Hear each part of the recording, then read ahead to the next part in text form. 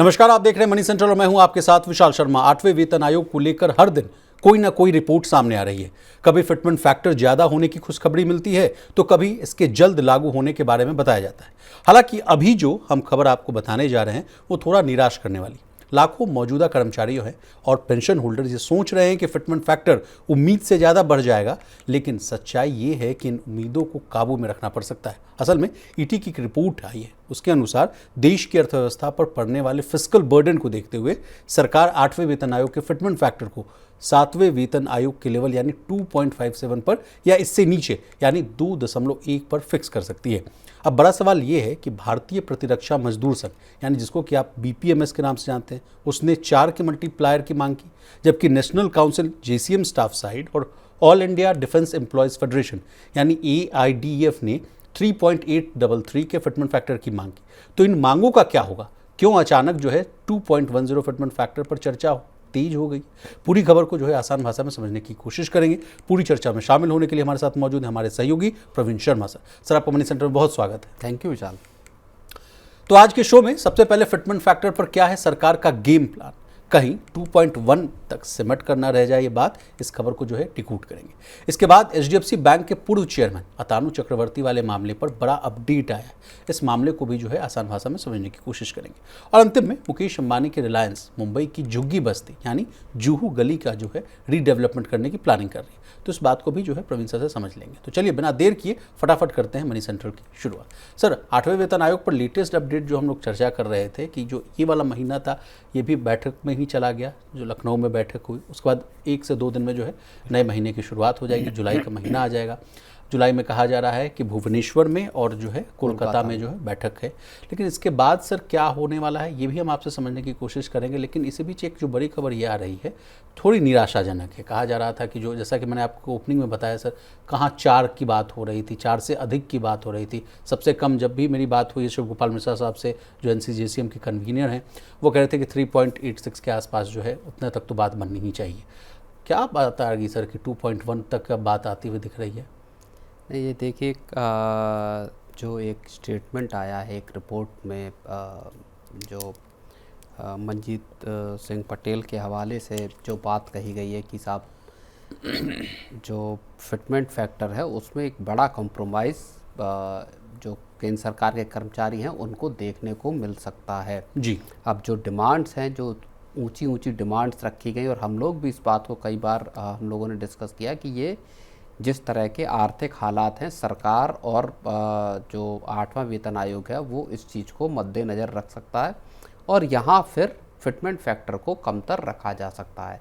अब उसी बात को लेकर कहा जा रहा है और ये ज़्यादा चौंकाने वाली बात है। अगर 2 या 2.10 के लेवल के आसपास अगर फिटमेंट फैक्टर आता है तो जाहिर तौर पर डिमांड जो थी 3.833 की या 2.86 की, जो सबसे पहले डिमांड आई थी साहब इससे नीचे बात नहीं बनेगी, उन सब उम्मीदें वो सारी उम्मीदें वो धरी की धरी रह जाएंगी अगर ये फिटमेंट फैक्टर 2 के लेवल के आसपास विचार आया जी। और ये पिछला जो आपका 7वां वेतन आयोग था उसके भी फिटमेंट फैक्टर से काफ़ी ज़्यादा नीचे रह सकता है जी। लेकिन सर, जब भी मेरी बात हुई 8वें वेतन आयोग पर, तमाम मैंने इंटरव्यूज़ किए हैं सभी लोगों से, चाहे कन्वीनर साहब से बात हो, एनसीजेसीएम के, चाहे मंजीत साहब से खुद मेरी बातचीत हो, तो जब मंजीत साहब से मैंने जब लास्ट में प्रश्न पूछा था तो उन्होंने कहा कि जो एनसीजेसीएम ने जो प्रोजेक्ट कर दिया, जो बातें रख दी, मेमोरेंडम में जमा कर दिया 3.833 के आसपास का, तो उसी पर हम लोग कायम हैं, मतलब उतना डिमांड चाहिए। अचानक फिर ये क्यों 3.833 से 2.1 तक आते हुए? नहीं, देखिए, मसला मुझे लगता है कि कर्मचारी संगठनों को संभवतः इस बात का अंदेशा लग रहा होगा, या जिस तरह की बातचीत जो 8वें वेतन आयोग के साथ जो कंसल्टेशन प्रोसेस पूरी चली है लंबी, उसमें हो सकता है इस बात के इनपुट मिले हों कि जिस तरह की डिमांड की जा रही है पे कमीशन से फिटमेंट फैक्टर को लेकर, वो डिमांड्स शायद वायबल नहीं है। सरकार उतने ऊंचे लेवल के सैलरी बढ़ोतरी को देने की हैसियत में संभवतः नहीं है। और इसीलिए अब ऐसा लग रहा है कि जो देश की जो स्थिति है, जिसमें ख़ास तौर पर अभी ईरान का और अमेरिका की लड़ाई हुई, जिसकी वजह से पूरा का पूरा डिस्टेबलाइज हो गया रीजन पूरा, क्रूड महंगा हुआ, इन्फ्लेशन बढ़ा और तमाम तरह की दिक्कतें पूरे देश को झेलनी पड़ी, चाहे रसोई गैस का सिलेंडर हो या बाकी चीज़ें। और अब पूरे के पूरे जो आर्थिक हालात हैं वो सरकार के लिए भी स्थितियां गड़बड़ाती हुई दिखाई दे रही, और ऐसे में ये माना जा रहा है कि सरकार इन चीज़ों को देखते हुए यहाँ कर्मचारियों की उम्मीदों पर हल्का आप समझिए कि उनको कमतर फिटमेंट फैक्टर देने का फैसला कर सकती है। लेकिन सर मेरा आपसे अगला प्रश्न ये होगा कि 2.1 अगर मिलेगा सर, तो ऐसा तो है नहीं कि एक दो ही जो है संगठन है, कई कई संगठन हैं जिन्होंने, भाई मैं तो लगातार 1-1.5 साल से हम लोग लगे हुए हैं इस खबर पर सर। लोग कोई HRA की बात कर रहे हैं, कोई कह रहे हैं कि बेसिक पे को मर्ज कर दीजिए, कोई OPS की मांग कर रहा है, कोई कह रहा है फैमिली यूनिट में भी बदलाव होने की बात है, कोई कह रहा है कि पूरा जो सैलरी स्ट्रक्चर है या जो DA कैलकुलेशन करने का जो मेथड, जो चीज़ें मुझे याद आ रही सर, मैं आपसे पूछ रहा हूँ, DA कैलकुलेशन करने का तरीका बदलाव किया जाना चाहिए, इसमें बदलाव होना चाहिए। तो इन सब बातों पर क्या मतलब, फिर मैं समझ रहा हूँ कि बड़ा रार छिड़ेगा या मामला ठंडा हो जाएगा? नहीं, रार तो छिड़ेगी। कर्मचारी, एक तो देखिए तादाद बहुत बड़ी है केंद्र सरकार के कर्मचारियों की, और अगर पेंशनर्स को भी जोड़ लेते हैं तो वो तादाद और करोड़ के ऊपर निकल जाती है। तो ऐसे में अगर सरकार जब इन सिफारिशों को संस्तुति देगी, अपनी मंजूरी जब सरकार की तरफ से, कैबिनेट की तरफ से मिलेगी, तो उसके बाद यहाँ पर एक खींचतान और एक रार की स्थिति या बवाल की स्थिति पैदा जरूर होगी। कर्मचारी संगठन इसका विरोध जरूर करेंगे अगर 2 के लेवल के आसपास सरकार इसको लेकर आती है, क्योंकि तमाम तरह की उम्मीदों का एक पूरा का पूरा पहाड़ इकट्ठा हो गया है, जिसमें फैमिली यूनिट बढ़ाने से लेकर DA को बढ़ाने, आपका अलाउंसेस को बिल्कुल मर्ज करने, अलाउंसेस को बढ़ाने, स्पेशल अलाउंस देने के, अगर आप किसी अलग क्षेत्र में काम कर रहे हैं तो तमाम तरह की जो डिमांड हैं, चाहे मेडिकल अलाउंस हो, उन सब डिमांड्स को लेकर जो जिस तरह की एक हाइप क्रिएट हुआ है, वो सारी की सारी एकदम बेमानी साबित होती हुई दिखाई देंगी विशाल। चलिए सर, तो अब ये समझ लेते हैं कि पहले जो हम लोग बात बताते थे आपको कैलकुलेशन के माध्यम से कि मान लीजिए 3 हो जाए, 3.83 हो जाए, 4 हो जाए, तो आदमी कैलकुलेट करता था 18,000 से सीधे 4 गुना, तो जो 69,000, 70,000, 1 लाख की बात होती थी, वो अब आकर थमती हुई कहाँ आ रही है, तो 37,800 के आसपास।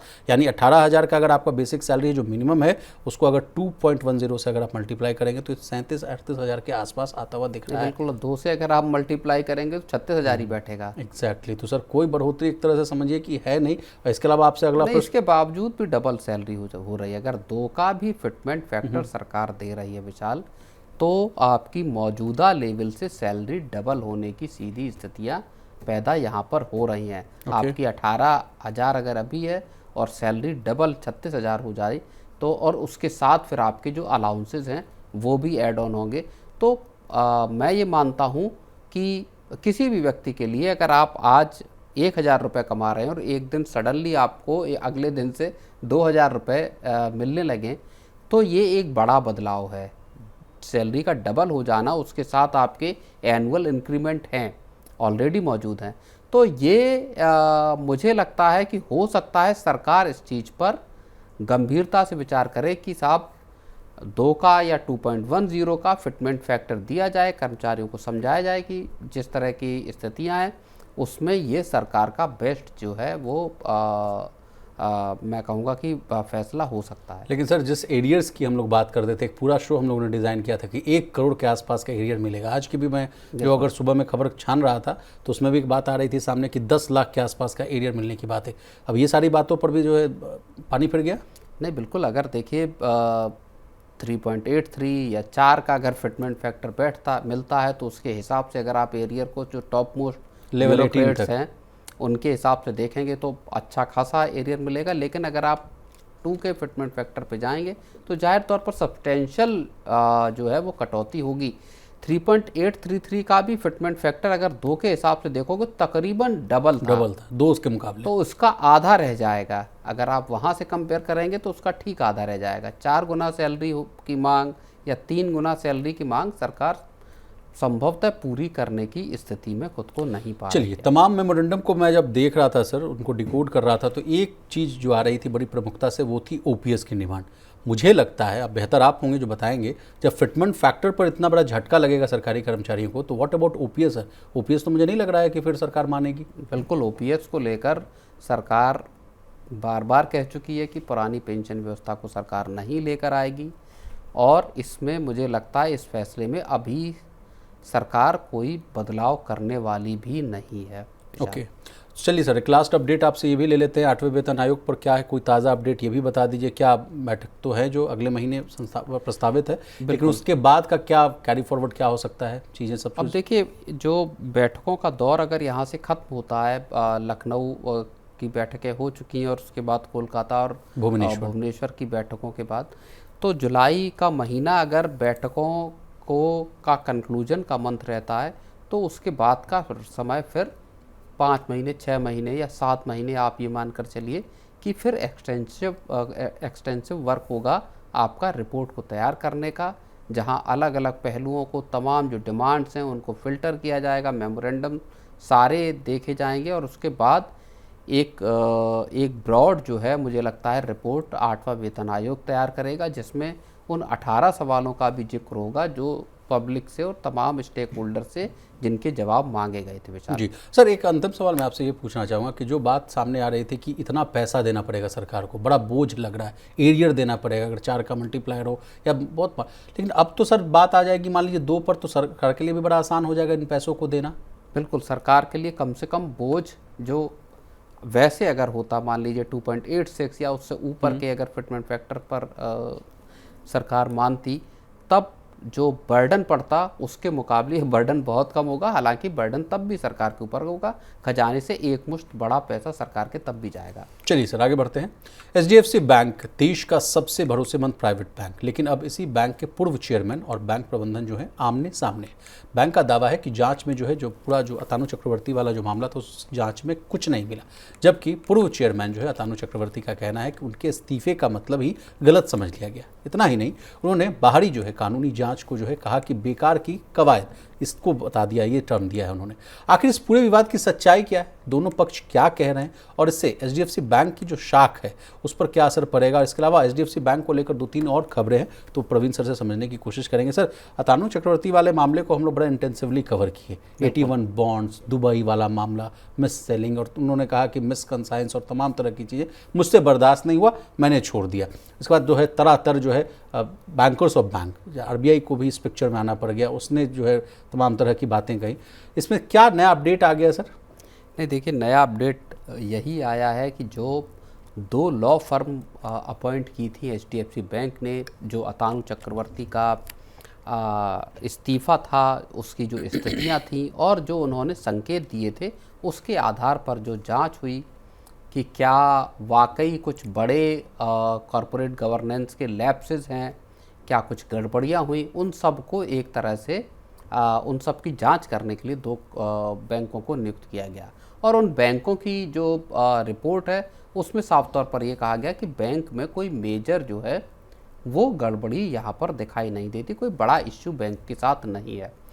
और अब उसके बाद जो है अतानु चक्रवर्ती जो है उन्होंने अपना बयान दिया कि साहब, हम जो है, मैंने जो है वो नैतिकता के आधार पर अपने कॉन्शियंस को की कॉल, अंतरात्मा की आवाज़ सुनते हुए ये फैसला लिया था। इसके पीछे कोई आरोप लगाना या किसी लीगल जो है वो प्रक्रिया को शुरू करने का एक तरह से मंतव्य नहीं था, उनकी इच्छा नहीं थी। दूसरी बात उन्होंने ये कही कि साहब, आप उनसे जब इस बात का जिक्र हुआ कि साहब आप इस पूरा का पूरी जो लॉ फर्म्स ने प्रक्रिया की उसमें आप उनके सामने आपने किसी सवाल का जवाब क्यों नहीं दिया, तो उन्होंने कहा कि मैंने उनसे जो टर्म्स ऑफ रेफरेंस, जो किन नियमों पर, किन चीज़ों पर बातचीत की जाएगी, उसके बारे में मैंने उनसे उसका दस्तावेज मांगे थे, वो उनको नहीं मिले और इसलिए वो उसके सामने अपीयर नहीं हुए।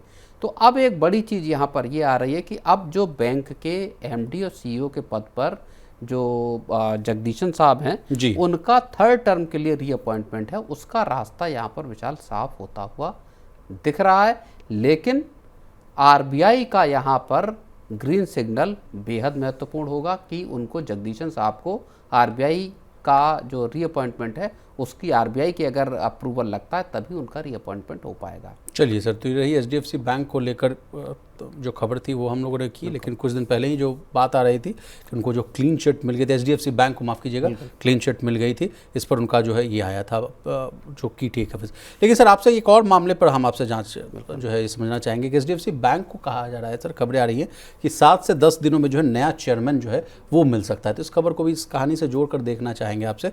तो क्या सर क्या बात हो सकती है इसमें, कौन कितना नाम सामने आ सकता है? के मिस्त्री साहब जो है उनको अंतरिम चेयरमैन के तौर पर अपॉइंट किया गया था और तब से पदभार संभाले हुए थे जब से अतानु चक्रवर्ती ने इस्तीफा दिया था और छोड़ा था। और उसके बाद का पूरा एक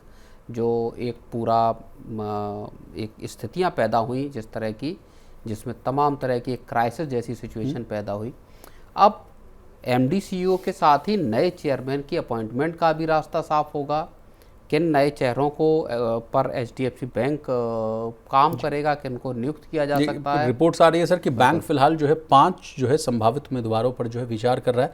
आरबीआई के हाल ही में जो रिटायर हुए हैं डिप्टी गवर्नर, उनका नाम सामने आ रहा है। किसी सरकारी बैंक यानी पीएसयू बैंक के वरिष्ठ अधिकारी का भी नाम सामने आ सकता है। एक जो है फॉर्मर ब्यूरोक्रेट, उनका नाम भी चल रहा है सर। और कहा जा रहा है कि एक एमएनसी है, उसके पूर्व इंडिया हेड है, उनका वो भी आ सकते हैं। या टेक्नोलॉजी सेक्टर के कोई जो है विशेष जो है अनुभवी विशेषज्ञ हैं, उनका नाम भी सामने आ सकता है। तो ये 5 नाम है। लेकिन सर एक लास्ट सवाल मैं आपसे पूछूंगा कि इस तरह से मामले में सर क्या कॉर्पोरेट गवर्नेंस के जो मुद्दे उठते हैं, क्या इन सब बातों को क्या ठंडे बस्ते में डाल देना चाहिए? जब इतने बड़े पद पर व्यक्ति कोई अगर हटता है, उसके बाद वो कहता है कि बैंक खुद से जांच करे या तमाम तरह की जो चीज़ें आती हैं, तो इस देश में जहाँ पर लाखों करोड़ों लोग का पैसा जो है बैंकिंग सिस्टम में है, बैंक में है, पैसा जमा है, वहाँ ऐसी खबरें आना, क्या ये कॉर्पोरेट गवर्नेंस वाले इशू को हम आपसे बेहतर तरीके से समझना चाहेंगे? नहीं, बिल्कुल थम जाएगा क्या? कॉर्पोरेट गवर्नेंस का मसला जाहिर तौर पर पैदा होता है और जो कस्टमर्स हैं, डिपॉजिटर्स हैं, प्राइवेट सेक्टर का सबसे बड़ा बैंक है एचडीएफसी, तो ऐसे में उनके मन में सवाल कई तरह के पैदा होते हैं। और अतानु चक्रवर्ती के इस्तीफे के तुरंत बाद जब 2-3 बड़े इस्तीफे हुए, कई लोगों को निकाला गया, आप 81 बॉन्ड का मसला गरमाया, वहाँ एग्ज़िट हुए एचडीएफसी बैंक से, उन्होंने इन चीज़ों को और हवा दी कि जो आरोप एक तरह से जो प्रैक्टिसेस जो हैं जिस तरह की एचडीएफसी बैंक की, उनमें जो गड़बड़ियों की जो बात का एक सवाल पैदा हुआ, उन चीज़ों को और ज़्यादा बल मिला। और कस्टमर्स के लिए देखिए सबसे ज़्यादा महत्वपूर्ण बात यही होती है कि बैंक में आखिर चल क्या रहा है, बैंक को में इस तरह की आफत की स्थितियां क्यों हैं, कोई सीईओ बैंक का या कोई चेयरमैन अगर बैंक का एब्रप्टली छोड़ रहा है और उसके साथ कुछ सवाल खड़े कर रहा है, तो वो चीज़ें कस्टमर्स के लिए और इन्वेस्टर दोनों के लिए बहुत मायने रखता है। ख़ास तौर पर जब एचडीएफसी जैसा बैंक हो जिसकी एक साख है, जिसको एक फाउंडर और तमाम जो पूरी की पूरी लीडरशिप रही है, उसका पूरे के पूरे बैंकिंग सेक्टर में उसके उदाहरण मौजूद हैं। तो ये एक बड़ी चीज़ है जो डिपॉजिटर्स को भी परेशान करती है। तो सर क्या देश भर के जो तमाम बैंक है इस मामले से सीख लेंगे कि क्या भाई ऐसी चीज़ें ना की जाए, अपने अंदर का जो सिस्टम उसको रोबोस्ट किया जाए? ये नहीं, मुझको देखिए, चूंकि एचडीएफसी बैंक को क्लीन चिट दे दी एक तरह से जो 2 लॉ फर्म हैं उन्होंने, अब क्या आरबीआई जो जगदीशन साहब हैं उनको एमडी और सीईओ के पद पर 3rd टर्म के लिए अपॉइंटमेंट को मंजूरी देता है? क्या आरबीआई की तरफ से किसी तरह की टिप्पणी आती है? ये चीज़ें बहुत मायने रखेंगी। आरबीआई की निगरानी, आरबीआई का जो है वो कंट्रोल बैंकों पर बेहद ज़रूरी है। जिस तरह की मिस सेलिंग के मामले बैंकों में हैं, उसमें थमते हुए भी बैंकों में चीज़ें नज़र नहीं आ रही। और सबसे बड़ी बात विशाल ये है कि बिल्कुल हाल की फाइनेंस मिनिस्ट्री की एक बैठक में जो सरकारी बैंक हैं, कम से कम उनको ये साफ तौर पे कहा गया कि भैया जो सरकार का पैसा आप अपने पास रखें, कम से कम उसको संभाल कर रखिए। तो बैंकों के साथ इश्यूज कई लेवल पर मौजूद हैं, कस्टमर ग्रीवेंसेस के साथ से लेकर और आपके कस्टमर्स के पैसे की सेफ्टी तक। तभी तो सर हरियाणा वाले मामले में जो है सीनियर आईएएस उनको जो गिरफ्तार किया गया, 60 करोड़ रुपया जो है पाया गया कि इन्होंने अपने जो है हेरफेर करके अपने अकाउंट में रखा। 590 करोड़ के आसपास का मामला था। चलिए आगे बढ़ते हैं सर। मुंबई के इतिहास में पहली बार ऐसा दौर देखने को मिल रहा है जब शहर की जो है सबसे बड़ी स्लम बस्तियों के रीडेवलपमेंट की कमान देश के 2 सबसे बड़े जो है उद्योगपतियों के हाथ में। धारावी को जो है नया रूप देने का जिम्मा जो है अडानी ग्रुप के पास है, जबकि अब जुहू गली के जो है कायाकल्प समझिए, रीडेवलपमेंट समझिए, उसकी जिम्मेदारी जो है रिलायंस इंडस्ट्रीज चीज़ ने अपने हाथों में ले ली। सरकार का दावा है कि बड़े कॉरपोरेट्स के आने से वर्षों से अटके जो है प्रोजेक्ट्स को रफ्तार मिलेगी, लेकिन स्थानीय लोगों के मन में अब भी जो है कई तरह के सवाल हैं। उनके मन में ये सवाल है कि क्या उन्हें जो है समय पर नया घर मिलेगा, किसे नया घर मिलेगा, कुछ अगर मान लीजिए कागज़ किसी के पास कम है उनका क्या होगा, जो छोटे छोटे जो कारोबार उन गलियों में चलते हैं उनका क्या होगा, वो बच पाएंगे भी नहीं। तो इन तमाम मुद्दों को जो है दो उद्योगपति हैं इस पिक्चर में, आपका रुख करना चाहेंगे सर। लगातार मैं समझ रहा हूँ कि अगर उसकी जो टाइमलाइन में देख रहा हूँ 14 के आसपास से कहानी चल रही धारावाहिक को जो है रीडेवलप करने का, और हाल फिलहाल में 4-5 साल पहले जो है उसमें बड़ा जो है तेज एक्शन देखने को मिला। अब सर आफ्टर अडानी मुकेश अंबानी की एंट्री हो रही है, तो क्या मुंबई का कायाकल्प? नहीं, बिल्कुल। मुंबई के स्लम रीडेवलपमेंट का मसला लंबे टाइम से पेंडिंग पड़ा हुआ था। अलग अलग स्लम्स हैं मुंबई में, बड़े बड़े स्लम हैं जी। बेसिक जो ज़रूरतें हैं लोगों की, सड़कों पे पानी बह रहा है, सीवर ओवरफ्लो कर रहे हैं सड़कों पे, बेसिक एमिनिटीज़ का अभाव है, पीने के पानी से लेकर बिजली तक की।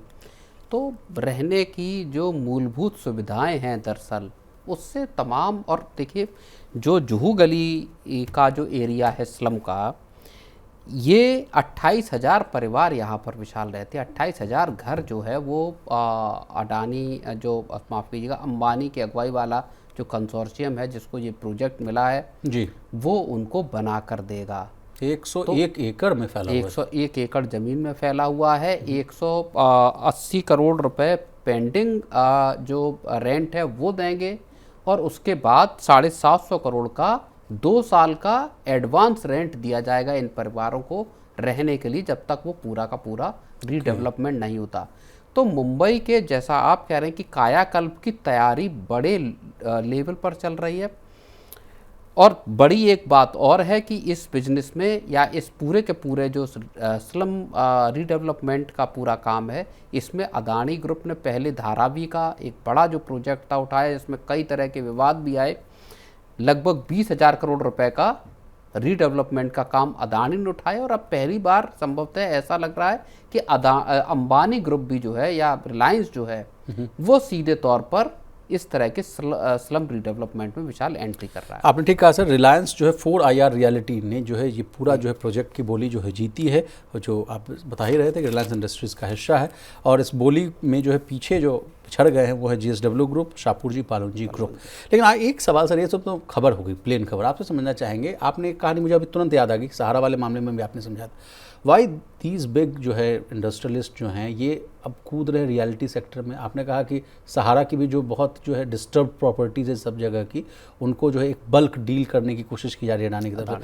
अब मुकेश अंबानी भाई साहब भी जो है ये O2 से बिजनेस में आए, फिर जो है इन्होंने जो है तमाम तरह के डिजिटल सर्विसेज में एंट्री मारी, अब ये भी आना चाह रहे हैं रियलिटी में। तो क्या इतना ज़्यादा स्पेस है, क्या अपॉर्चुनिटीज़ है देश में? नहीं, बिल्कुल। रियल्टी सेक्टर इस देश का सबसे, मैं कहूँगा कि देश के जो कारोबार का सबसे सॉलिड जो कारोबार माना जाता है भारत में, चाहे सोना चांदी मान लीजिए, इन्वेस्टमेंट के लिहाज से भी, या रियल्टी को मान लीजिए, तो वो बिजनेस है। और पिछले अगर आप कुछ वर्षों को देखेंगे, तमाम ग्रुप्स इस पूरे के पूरे सेक्टर में आए हैं।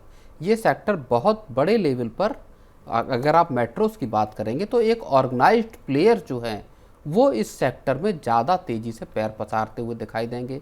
आप गोदरेज रियल्टी को देख लीजिए, आप अरविंद को देख लीजिए, आप अदानी ग्रुप का लार्ज लेवल पर जो पूरा का पूरा रियल्टी का कारोबार है उसमें देख लीजिए, शोभा है, DLF है, फिर अब आपके मुकेश अंबानी नया नाम हो सकते हैं अगर इस रीडेवलपमेंट जो स्लम रीडेवलपमेंट प्रोजेक्ट है इससे बाहर भी निकलने की सोचते हैं।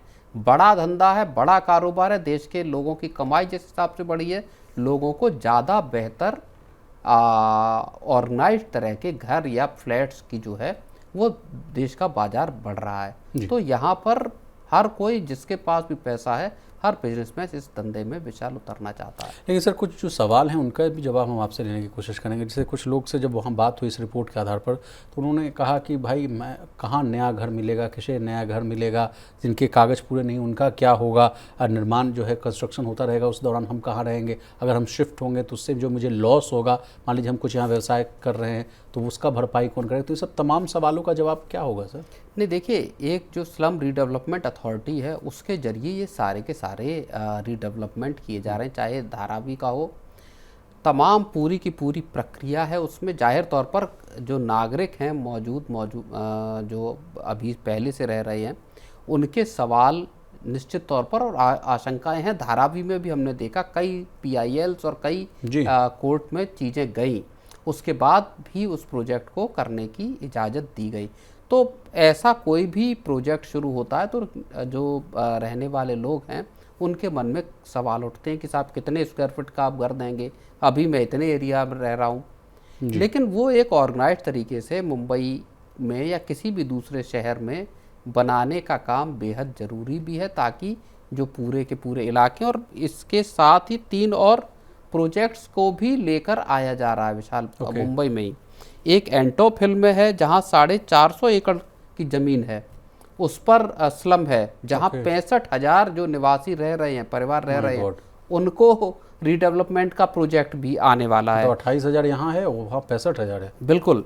एक माजसवाड़ी है जो जोगेश्वरी में है, वहाँ 260 एकड़ ज़मीन में रीडेवलपमेंट का काम होना है, पूरा स्लम है, 50,000 लोग वहाँ पे, 50,000 परिवार वहाँ पे रहते हैं। इसके अलावा बेहरम बाग में 150 एकड़ के आसपास ज़मीन है, जहाँ लगभग 13,000 जो है वो परिवार जो है वहाँ मौजूद हैं। तो अगर आप ओवरऑल देखेंगे तो 1.5 लाख के आसपास परिवारों को नए घर मिलने का रास्ता साफ हो रहा है। जो इतना बड़ा महानगर है, जिस तरह से क्लटर्ड झुग्गियों में, झोपड़ियों में लोग रह रहे हैं, उनके जीवन स्तर को सुधारे जाने की भी ज़रूरत बहुत ज़्यादा है। मेरे सवालों का आपने जवाब दे दिया सर, क्योंकि एम्पल अपॉर्चुनिटी देखिए अभी भी दिख रही है। अगर धारावी को रिडेवलप किया गया, जुहू गली को कर दिया गया, तो अभी भी शायद 1 लाख के आसपास परिवारों का जो विस्थापन, उनको जो डेवलप करना है, उनका मार्केट अभी बचा हुआ है। तो ये रही आज के मनी सेंट्रल की 3 कहानी। आपको हमारी ये कहानी कैसी लगी कमेंट करके जरूर बताइएगा। प्रवीण सर का शुक्रिया अदा कर देंगे। प्रवीण सर आपका बहुत शुक्रिया, आपने तमाम जो है मसलों को जो है समझाया आसान भाषा में। तो आज के लिए बस इतना ही। इसी तरह देश, दुनिया और बिजनेस जगत से जुड़ी तमाम ताज़ा तरीन खबरों के लिए बने रहिए हमारे साथ और देखते रहिए मनी।